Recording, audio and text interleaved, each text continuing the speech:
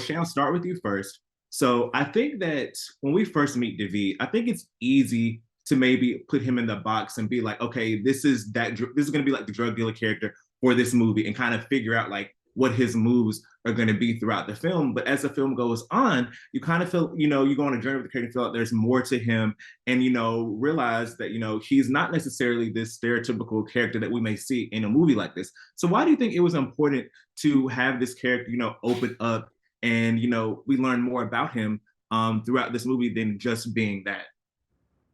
I think it's important that just as a performer, you number one have to have the right people in your corner. Creators and a director who wants to have a more balanced character. And at the end of the day, relatability is likability. And the more that you can see levels to a person that you can probably connect to yourself, then you start to feel for a character and care about what happens to them throughout the film. Plus, your boy be actoring out here, and so I'm real good at my job. Oh, that's what I was gonna say. Boy, be actor out here. I said that in the last interview. He stole that from I love it. I love it. And Alden, for you, the relationship between David and Eddie is one of my favorite aspects of the movie. So, what was so great about working with O'Shea on these scenes and kind of developing this rapport that we see between the characters throughout the movie? Yeah, I mean, it was very easy. Like, right, we got along great just from the beginning. O'Shea's so much fun, and it just lent itself. Sometimes you get lucky in that way.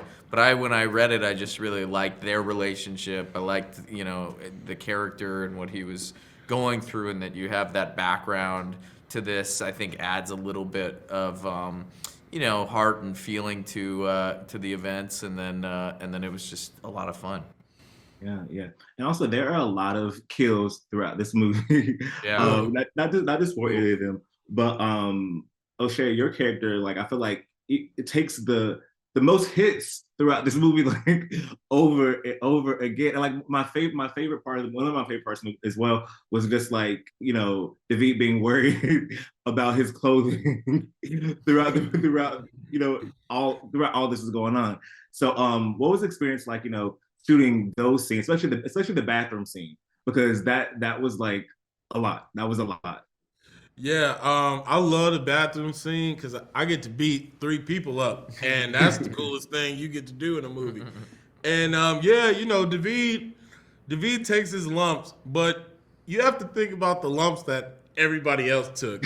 I would want to take David's lumps. A lot of people took a lot of worse situations than Yeah, anything I could have went through. yeah. So it definitely it's a give and take. It's a give and take.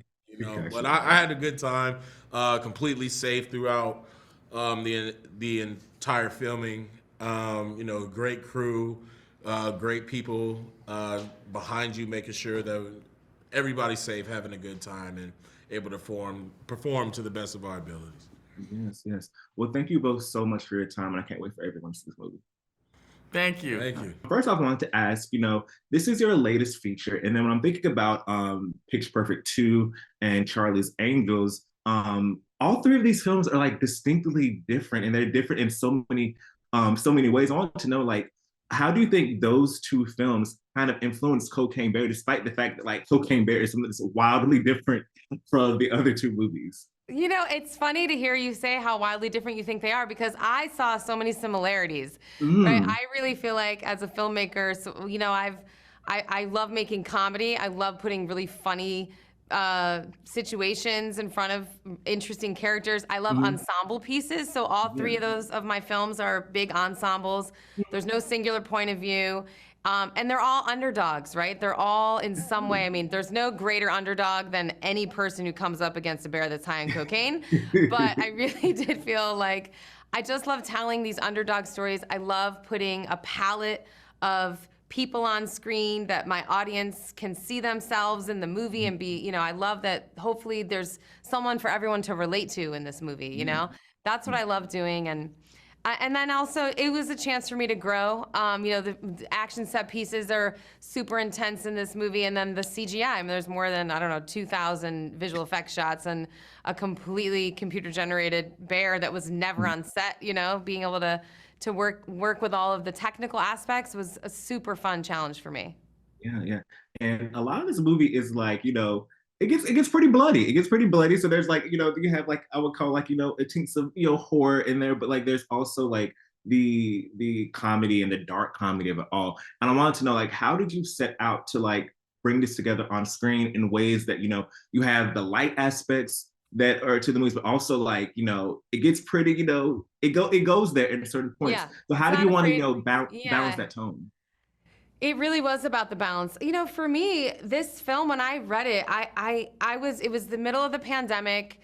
I really felt like there was chaos all around us. I was still wiping down my groceries. Nobody knew what was happening. The sky was orange. There was fires everywhere. Like, Yeah. making this film for me was almost like taming the chaos, because there is nothing more chaotic in a situation than a bear high on cocaine. And right? And so I did feel like the tone of this movie for me, hopefully the ride, the journey that everyone's on, that they're feeling is like the tension in the movie comes from this sense of chaos that like we don't know what's about to happen. You don't know who's gonna die. You don't know how bloody it's gonna get or not. And I wanted to also kind of honor like real life attack stories. Like I've seen those pictures, and like if your arm gets ripped off, it's pretty intense. Yeah. And I didn't want to shy away from that, I wanted to give Cocaine Bear all the glory that a cocaine bear deserves. So yeah, it was a fine balance, but at the end of the day, there is a sense of just reality inside of it for me, of like, nature, it's winning. I mean, we cannot go up against nature. We have got to figure out how to live peacefully with, nature generally. That's what the bear kind of meant for me as a person, as an Yes, artist. yes, yes, absolutely. Well, thank you so, so much for your time. I can't wait for everyone to see this movie and enjoy as much as I did. And thank you for also reminding me of the point of the pandemic when we were like wiping down groceries, but didn't know we had to wear masks. But that was truly like, that was truly a wild time. And when I think about it, I was like, wow, we've been through a lot in the past 3 years. We've been through a lot. Everyone just deserves to go to the movies, see Cocaine Bear, have a good time. We Yes, yes. deserve this.